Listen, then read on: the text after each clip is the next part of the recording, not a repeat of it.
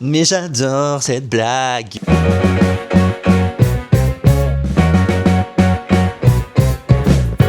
Hello, c'est la dernière vidéo de l'année. Une année bien remplie sur YouTube cette année. Bien remplie. J'aurais pu plus la remplir en réalité. Mais j'avais envie de faire une dernière vidéo pour clore cette belle année avec vous.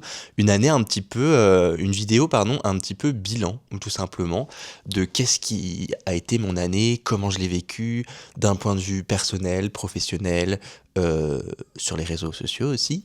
Et je me suis dit que ça pouvait être chouette, donc prenez votre petit verre. Ça va être un peu comme un podcast, en vrai, je vais juste parler. Je sais que vous aimez bien me dire que vous écoutez mes vidéos un peu comme un podcast et que c'est chouette. Et quand vous devez regarder certains trucs graphiques, vous regardez, mais sinon, c'est très posé. Et je me suis dit qu'on allait faire ça aujourd'hui. Et pour bien commencer cette vidéo, je me dis qu'il faut absolument se dire où est-ce que j'en étais en janvier. Et pour ce faire, j'avais fait une première vidéo. Et je sais pas si vous vous en souvenez, pour ceux qui étaient déjà là, j'avais fait un peu un vision board de ce que serait mon année 2025, c'est ça, 2025. Et j'avais plusieurs envies. Ces envies-là, je les avais postées sur Instagram. Alors, il faut juste que je remonte dans mon feed. Voilà.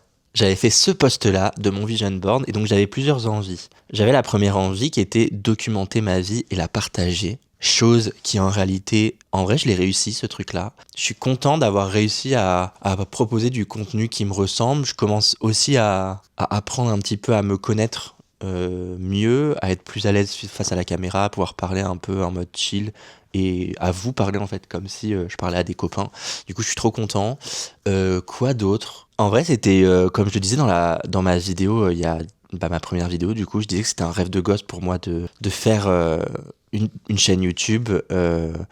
J'avais grave envie de ça depuis des années et en vrai je suis très content d'avoir pris cette opportunité là et de me lancer un peu là-dedans. Donc voilà, ma deuxième envie c'était déménager seul, avoir mon chez moi et ça c'est aussi réussi guys. Bon je suis pas encore tout seul mais j'ai mon chez moi. Je sais pas si vous le savez, si vous me suivez sur Insta, en fait je suis en train de vous préparer une vidéo de l'avant-après de mon appartement, toutes les modifications, la construction, etc. C'est un gros chantier, c'est encore en cours pour pas vous mentir parce que j'ai eu des problèmes d'humidité qui sont arrivés. Donc ça va être assez long, je pourrais refaire les murs que dans 1 an. Je pense pas que j'attendrai 1 an pour vous sortir la vidéo si l'appartement est terminé, que j'ai fini de construire ce que je voulais construire, etc. Je vous ferai cette vidéo courant 2026, je pense, si j'arrive à la terminer. Donc, ce challenge, entre grands guillemets, de vision board est réussi pour moi. La troisième, c'était reprendre le sport avec régularité. Non, guys. Non, j'ai pas réussi ça. En fait, j'ai eu tellement d'imprévus dans ma vie cette année. Tellement de choses qui étaient compliquées psychologiquement que non, j'ai pas réussi à trouver en fait cet échappatoire que le sport au final qui m'aurait fait certainement du bien, mais j'ai pas réussi. Je me suis plus niqué la santé qu'autre chose en réalité à ne pas le faire. Mais cette année, je compte bien le faire. Là, j'ai testé le Pilates Reformer. Je sais pas si c'est du Pilates en fait. Ça s'appelle Reformer. En tout cas, c'était incroyable. J'ai grave kiffé. C'était très dur, mais en même temps, je pense que ça m'a redonné envie de faire du sport. Et c'est le principal. Donc j'ai bon espoir pour 2027 et de me dire qu'en 2026, qu'en 2026 j'allais faire du sport et que je repartirai et que je referai du sport. Donc ouais, j'ai bon espoir, j'espère réussir à reprendre le sport. Je sais pas pourquoi c'est aussi compliqué dans ma tête. Je préfère travailler que de faire du sport. Je sais pas si c'est logique, mais je kiffe plus ma vie comme ça, mais il faut absolument que je reprenne le sport. Et 2026, le sport, attendez-moi, j'arrive. Pour ce qui est du 4e point, c'était reprendre l'anglais et prendre confiance à l'oral. Hop. Écoutez, j'ai pas repris l'anglais. Par contre, j'ai écouté énormément de séries et de films en anglais, en VF non sous-titré, VO non sous-titré, pardon. Et en vrai, je comprends bien, je suis assez à l'aise. Là, il y a pas longtemps, je suis allé dans une boutique à Paris où la vendeuse, elle parlait anglais, j'étais assez à l'aise. Et en fait, je me suis dit que peut-être je m'étais fait ce point-là parce que je rentrais de New York et que je me suis dit, je sais pas si je parle vraiment bien. Et en fait, une fois que je parlais avec des gens, en fait, je suis assez à l'aise. Je suis assez content, même si je cherche mes mots parfois. En fait, je pense qu'il faut juste que je pratique. Et pour pratiquer, il faut voyager. On viendra à la fin de la vidéo à mes petites envies. Je vous ferai des petites notes d'envie pour 2026. Comme ça, on clôturera la vidéo sur un peu un avant-après. de chaque année et je pense que chaque année, je ferai ce petit rendez-vous quotidien pour un avant-après. Le 5e point, c'était partir en voyage, retourner à New York ou découvrir l'Asie. Bref, voyager loin. Hop, hip, hop. Écoutez, j'ai pas voyagé loin cette année. Du fait de mes gros problèmes que j'ai eus, en fait, l'argent me manquait. Donc j'ai pas pu partir, mais c'est toujours dans mes projets de repartir à New York, toujours dans mes projets d'aller découvrir l'Asie. Je pense très sincèrement que ça risque de se faire courant de l'année prochaine et que j'en profiterai pour tout vous filmer parce que au vu de l'évolution de ma situation professionnelle dont on va parler après, je suis beaucoup plus libre et j'ai beaucoup plus d'envie d'aller à droite à gauche, d'aller découvrir des cultures, découvrir du pays et d'être juste plus libre dans ma vie. Mais on en parlera un petit peu plus tard. Le 6e point, c'était gagner en sérénité, en finir avec l'anxiété. Oh, putain les gars, pas du tout. Alors les gars, j'ai jamais eu une année aussi anxieuse de ma vie. C'était... en vrai, oui, je pense que j'ai déjà eu aussi anxieux. Mais là, ça rivalise vraiment dans ma vie d'adulte, entre guillemets. J'ai jamais eu d'année aussi anxieuse. Et encore une fois, on en parlera un petit peu après, mais du fait de ma situation professionnelle qui a changé, de ce que j'ai vécu un peu à travers ça, et toute ma vie en fait a basculé aussi. Le déménagement, etc.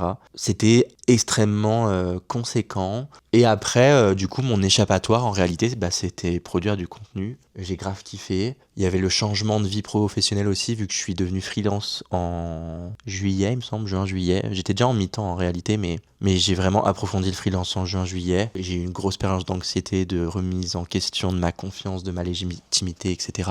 Bref, ce point-ci est complètement raté. La dernière, non pas la... Si, le dernier point, j'avais combien de points en fait 1, 2, 3, 4, 5, 6, 7... Ok, le dernier point qui est le 7e, c'était continuer de vivre ma vie de créatif. Écoutez, ouais, ça pour le coup, ça fait un peu lien avec ce que je vous disais avant. J'ai grave continué à vivre ma vie créative et au-delà de ça, je dirais même, au-delà de la vivre, je la partage. Et je suis trop content de pouvoir partager un peu tout ce que j'ai dans la tête, réfléchir avec vous, et ça va continuer pour l'année 2026. Là, on va commencer à ouvrir un peu ce chapitre de 2026, qu'est-ce qui va arriver? Écoutez, plein de choses. J'ai déjà quelques trucs de prévus. Je sais que j'ai un workshop dans une école qui est prévu avec Mister GPT. Mister GPT, si vous ne savez pas, c'est un concept sur Instagram de brief créatif qui permet d'avoir vraiment un portfolio différenciant avec des idées de marque qui sont créées pour les créatifs et par les créatifs, puisque je fais des sondages en story et j'en fais des briefs grâce à ChatGPT que j'ai paramétré. Mister GPT, c'est un peu à l'abandon depuis quelques mois, pour être très transparent, mais ça va revenir parce qu'en fait, j'avais envie de repenser le format. Déjà, en avril, je fais un workshop dans une école, dans mon ancienne école, et en fait, j'ai envie de relancer ce format en invitant des créatifs, en ayant en fait un vrai concept et en créant vraiment des concepts de vidéos un peu plus dynamiques, un peu plus fun, vous proposer du contenu distrayant en vrai, et vous proposer aussi à travers les différents invités que je vais avoir sur cette chaîne et sur ces concepts de Mister GPT, vous montrer la pluralité de la créativité et du monde du design et des designers. C'est un peu mon objectif aussi avec ce concept-là, et donc je le pose là, je le dis à l'oral comme ça, je suis obligé de le faire, mais les prochains épisodes de Mister GPT seront avec des invités en collaboration sur un seul et même brief créatif, un peu en mode challenge, avec un certain timer pour faire le mood board, pour faire le storytelling, pour faire le logotype et l'univers de marque. C'est un peu ça l'idée. Donc suivez-moi, bien sûr, pour voir l'évolution de ce projet. Normalement, je vais tenir parole, ne vous inquiétez pas. Quoi d'autre? Je vais essayer de faire un peu plus de vlogs, je pense. Trouver un peu le truc. En fait, le problème que j'ai avec les vlogs, c'est que parfois je fais rien. Enfin, je fais rien, dans le sens où c'est ma vie professionnelle, je bosse avec mes clients et je sais pas quoi vous montrer parce que certains clients je peux pas vous montrer. Là, il y a un gros client sur lequel je bosse en tant que directeur de création. Alors oui, je sais, c'est un truc de ouf, mais je suis trop content. Je bosse en collaboration avec une agence qui s'appelle Molos, qui m'ont démarché. Et en fait, au final, ils ont gagné un appel d'offres pour un projet et je me suis retrouvé à la tête un peu créative visuelle de ce projet.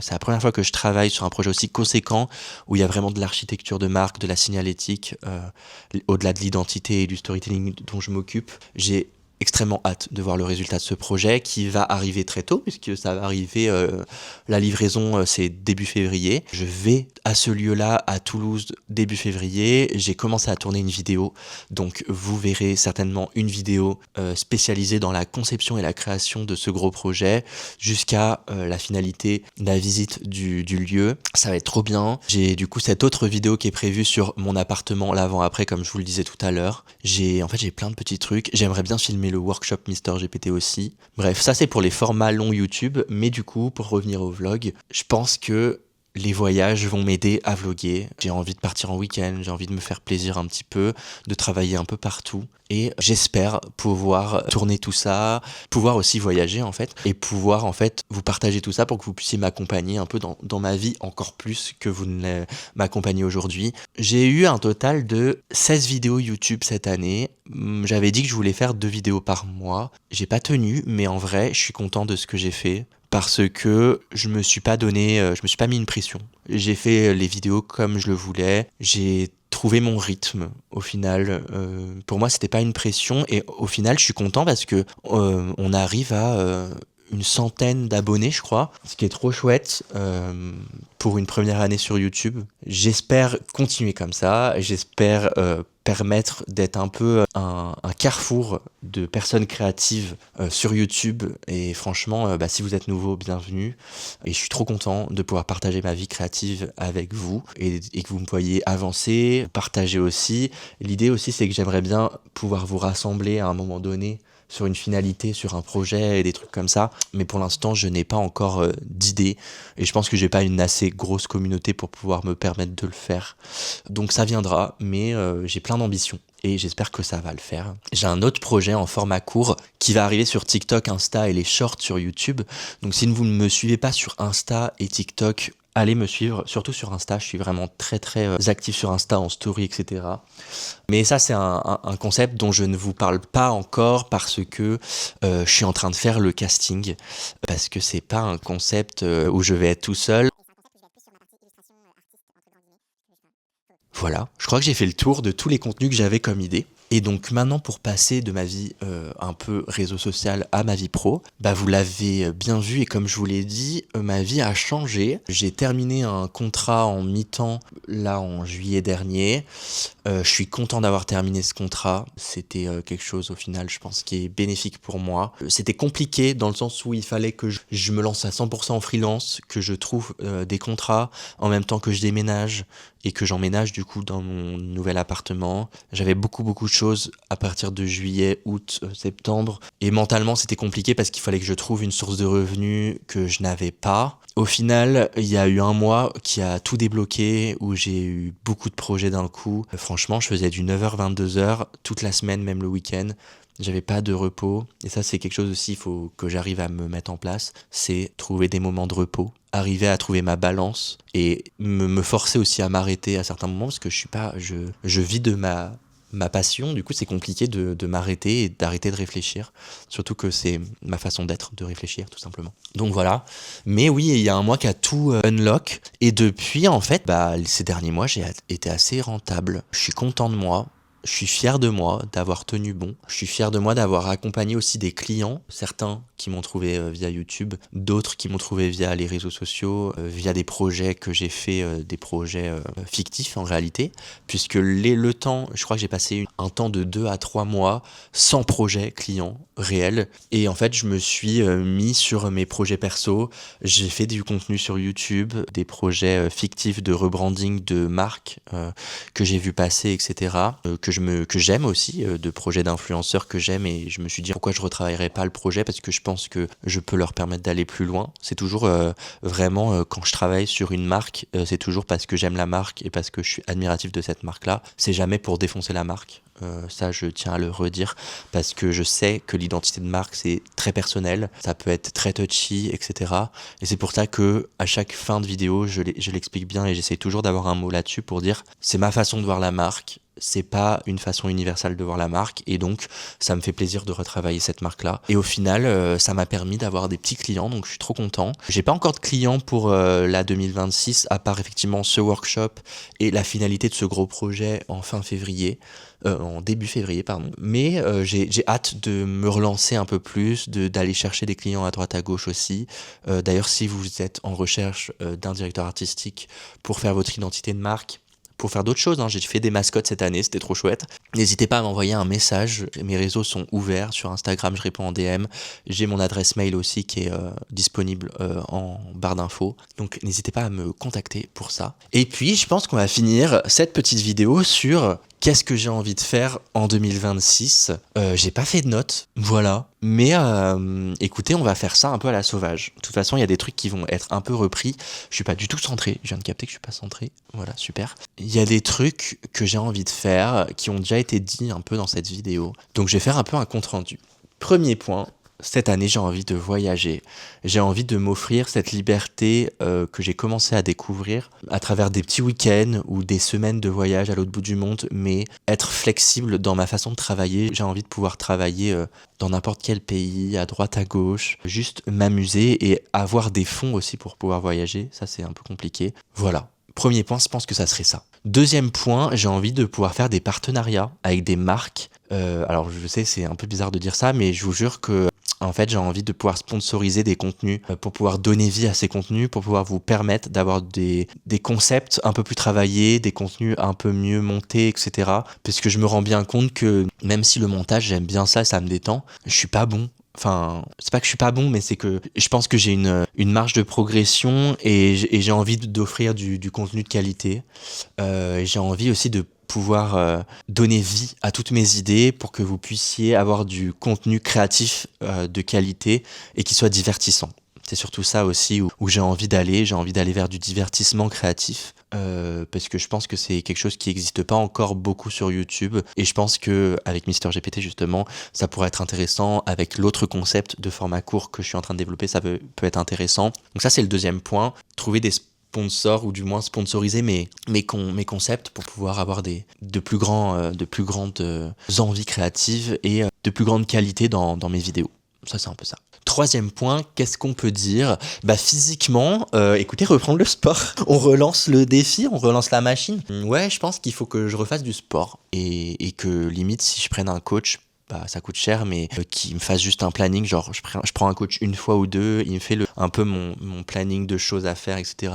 Et moi je me dis écoute, je me lève tôt le matin, je fais mon sport le matin et après je suis actif dans toute ma journée puisque c'est ce que j'ai fait avec le Reformer et je me suis rendu compte que ça me correspondait pas mal de faire du sport le matin et d'aller travailler toute ma journée après.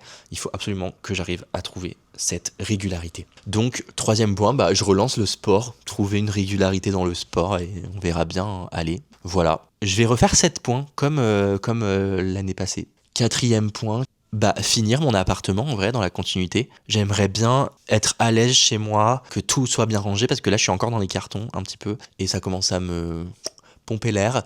Donc là l'idée c'est vraiment de pouvoir finaliser l'appartement afin de pouvoir faire des échanges d'appartements pour pouvoir aller à droite à gauche comme je le disais, visiter d'autres pays et juste me faire un kiff de travailler à droite à gauche.